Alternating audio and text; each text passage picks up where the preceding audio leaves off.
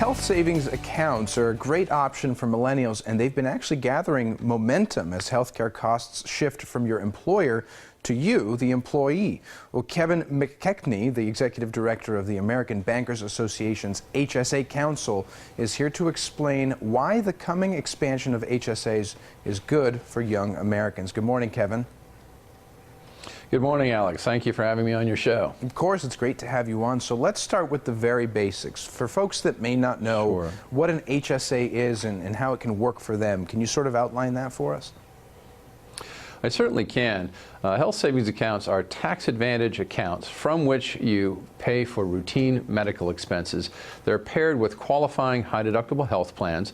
That's there so that if you experience injury or illness, you have benefits that will cover you for all the things you're used to seeing covered in a traditional health insurance environment. But it's the tax advantages that go with the account that should be of tremendous interest to millennials, and here's why.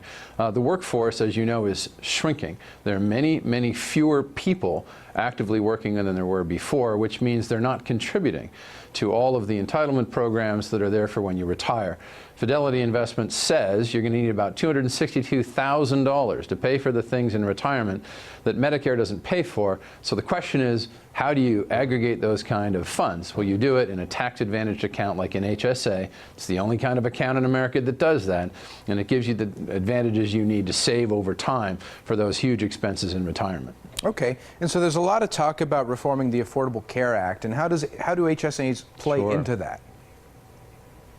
Health savings accounts predate the Affordable Care Act. They were inaugurated in 2004, and their growth has really taken off under the Affordable Care Act, not because it embraces it, but because as people flee the high prices those kind of plans offered, they had to go somewhere affordable, they had to go somewhere where they had tax advantages, and they had to go somewhere where you're allowed to save for future medical expenses. The problem with all the other plan designs in America is you start at zero at the beginning of every year, and that's not true in an HSA environment. The overwhelming majority of people are able to build balances, as I said, for future healthcare needs, and that's why this industry has really started to take off, and that's why we think it's going to continue to grow, precisely because the Affordable Care Act has so skewed the individual market in every state. And, you know, as we transition to a new administration, what kind of roles will HSAs be continuing to play, or what are we going to see in terms of healthcare changes? We're very encouraged by the big plans that we see going forward.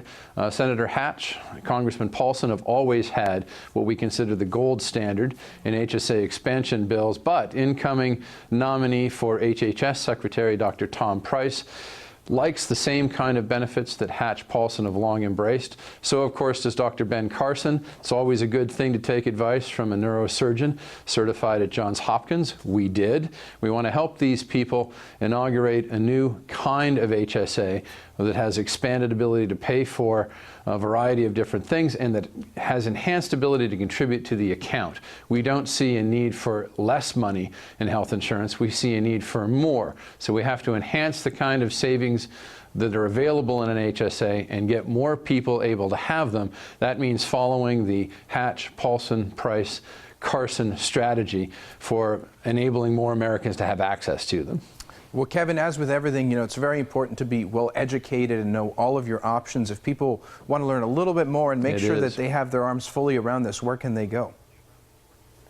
Two places. Come see us at aba.com, or go and have a look at healthcare.gov or your state exchanges. All of the plans are listed there. Here's a tip. Make sure you look for the HSA qualified plan on those exchange websites. We will make sure to do that. Thank you so much for your time this morning.